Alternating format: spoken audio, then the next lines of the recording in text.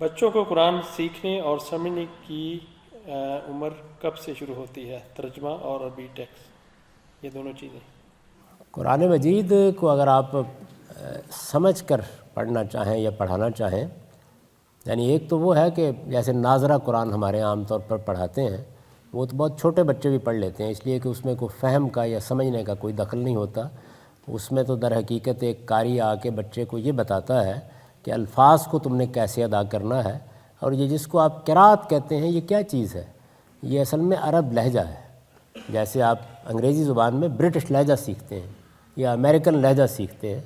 تو ایسے ہی عربوں کا جو پرانا لہجہ ہے عربی زبان بولنے کا، اس کو قرات کہا جاتا ہے عام طور پر۔ تو یہ لوگ سیکھتے سکھاتے ہیں، لیکن اگر قرآن مجید سمجھ کر پڑھنا اور پڑھانا ہو تو میرے خیال کے مطابق چھٹی جماعت میں عربی زبان کی تعلیم شروع کرنی چاہیے، اور پھر ضروری عربی زبان، یعنی وہ جو قرآن سیکھنے کے لیے چاہیے، وہ بچے کو آپ سال 6 مہینے پڑھائیں، اس سے زیادہ کی ضرورت نہیں ہوتی، اور قرآن مجید کو پھر اس کا ریڈر بنا دیں۔